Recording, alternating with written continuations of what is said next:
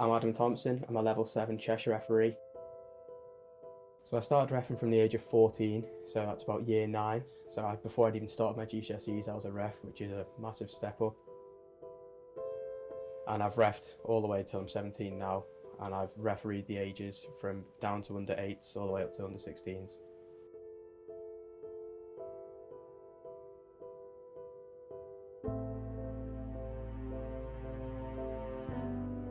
There is really great people out there in terms of from absolutely everyone, from spectators, from managers to players to coaches. There is some really great people out there. Abuse doesn't come from everyone. Abuse comes from a small minority, which unfortunately overshadows everyone else because it's going to at the end of the day, isn't it? I've had many times where I've come off a game, whether I'd be lining or I'd be refereeing, and the coach goes, "You've had a really great game there." And I don't think they understand just how good that makes you feel.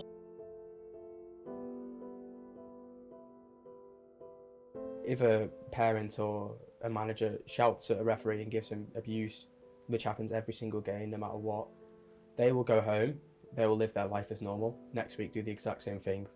Whereas a referee, when they get home, they think about that for the next day after, and won't want to ref that next Saturday, and I feel that's one of the biggest drop-offs.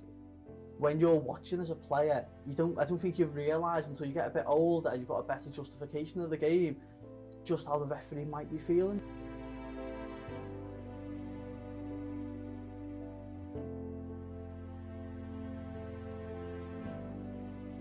We've recently been taught on how to deal with players on the pitch and what we can do to stop that.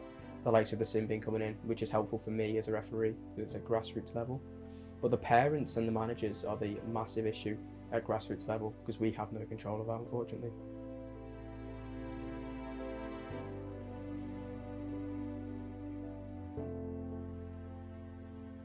Majority of teams on council pitches don't put respect barriers because they don't think they don't see the point in it.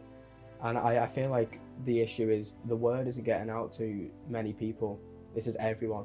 That respect needs to be shown to referees. They call it respect barriers, but most people don't even know what they're for. They just stand behind it. They probably think it's so that the ref doesn't think they're players. It's not. It's to try and show a bit of respect to referees, give them a bit of space.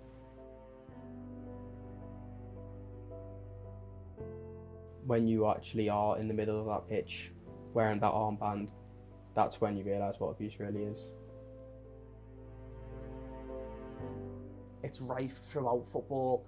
You see it even in the Premier League, how some players will speak to the referee and they get away with it because it's just the way it is, sort of thing. It's accepted and tolerated. This is a national mentality problem. People are so used to it. It's so normal. As I say, I heard a quote from a Premier League referee a few months ago. People turn up to the football who've got good jobs, good families, good lives, and they'll stand on the side and shout abuse towards a referee. I was lining on a cup game. This game was an enormous game, to be quite honest. That day was the lowest I'd ever felt. The verbal abuse towards myself, it was physical abuse towards the referee in the game. And I remember being sat in the car afterwards driving home and I just burst out crying and I was like, I can't believe what I've seen today. I was obviously so alone in that moment and I'd obviously dealt with the pressure that long that it built and then it obviously broke down, sort of thing. I made a decision probably at 20 when I was refereeing. I'd referee one open age game on a Saturday, and the reason why I did it was because you could come off the game and feel like absolute rubbish because how things had gone in terms of the abuse that you've received, and I'd have a week to get my head back together to go again next week. Whereas if I was doing a game Saturday and maybe a game Sunday and a game Wednesday, I don't think I could tolerate it. If we lose referees, which is happening right now, the games won't go on and kids won't be able to play their football. I think it's 40% of grassroots games are going ahead without an unqualified referee.